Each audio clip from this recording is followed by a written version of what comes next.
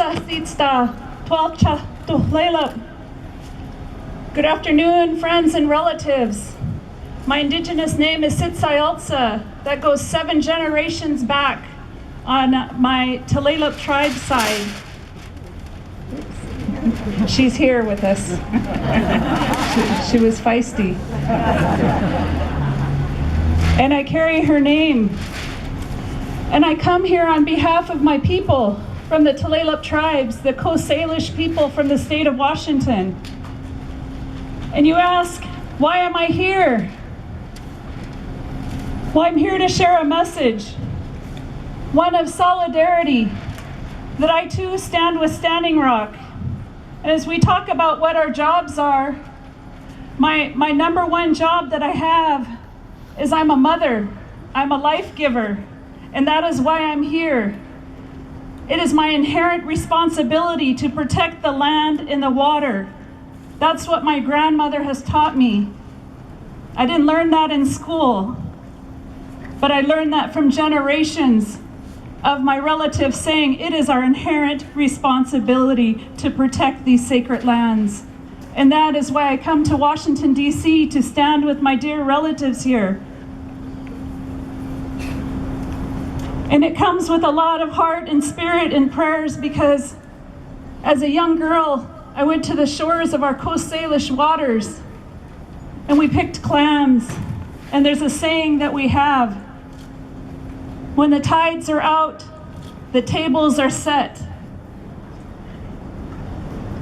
But today, the clams are no longer there.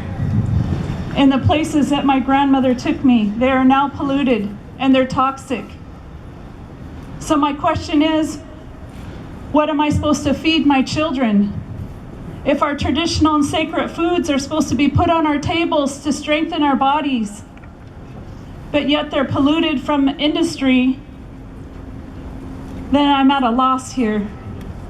And I don't believe that that should continue to happen, not on our watch.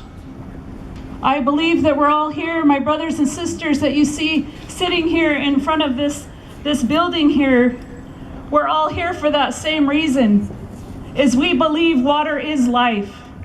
And we're tired of corporations and companies coming in and taking away that life, that sea life. They're taking away that medicine. When we say water is life, that's a connection to each and every one of us. There's not one person standing here or listening at home that can say they do not enjoy water. If you have coffee, which I had a few cups today, if you showered this morning,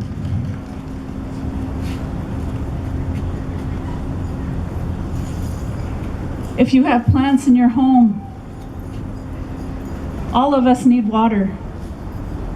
And it seems quite simple, but yet I'm wondering who is listening.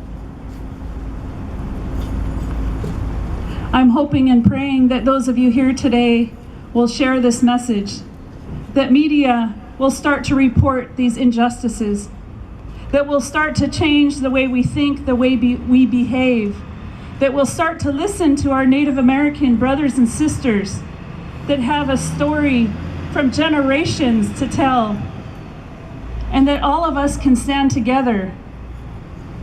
Because yes, we are stronger together. It's part of our medicine wheel, each and every one of us. When we say all my relations, it's every single one of us, brothers and sisters. It's all of our roles. This is not, hopefully not about shaming, but about changing. We have to change the way we behave, including myself, my family. It all starts with us. And I'm so grateful for Standing Rock, for the Lakota, Dakota, Nakota people, for saying no. We don't want your money to ruin our lands. We don't want to die this way. We don't want our lands to go away. We will not give up. And yes, our relatives are standing. My 6-year-old is wondering when his father is coming home. We haven't seen him for 3 months, and he's not coming home without protecting the lands.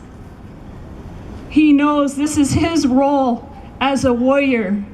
He knows when our grandmother says, "Grandson, it's time to warrior up." And this is our calling. This is for each and every one of us to hear with our ears, to see with our eyes. If you haven't been on social media and you haven't seen the injustices, please go and look and keep an open mind, because if you approve of that, then there's something that's seriously wrong with us. And I was there at the camp, and I didn't want to leave, but I couldn't arrest. That's true. I couldn't be arrested. Not two of us. But I do honor the water protectors who are there, who are risking arrest, and who are standing tall and will not go home until the Dakota Access Pipeline is stopped. So with each and every breath that we have collectively, not just the ones sitting here, but across the country, and yes, across the globe, we need this message to go out, that we must stop the Dakota Access Pipeline. We must stop this behavior that destroys the earth.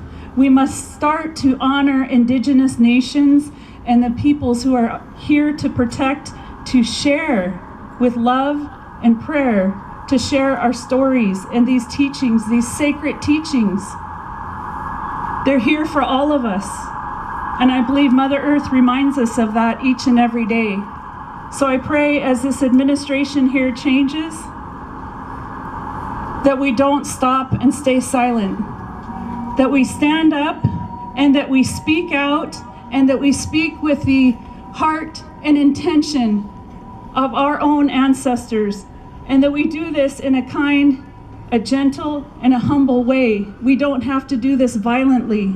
And that's a message that I know our relatives from Standing Rock has shared. I do not know how you do that, being sprayed in the face and having a dog attack you. I don't know how you stay peaceful, because I was there and I witnessed it. And yes, as my sister said, they did it in prayer. But this is an injustice, and we must stop this behavior towards Indigenous peoples. And once again, I ask each and every one of you here today to join us, to stand in solidarity, and to keep this fight going. We will not stop, because you know what? We are awake now. We are awake, and our children are standing beside us, and they're saying, "Mommy, Daddy, what's going on? We need to protect the earth." They are conscious. And it's time for us to wake up and be much like that child who's reminding us. My son's first grade class, they're so proud that one of their teachers, that I'm out here, and I said, "Oh, I won't be in class this week. I'm going to Washington, D.C., so I can tell the good people of D.C. to stand with Standing Rock, to protect our sacred water, and to keep fighting for the next 7 generations." Oho, all my relations. Tigwitsi.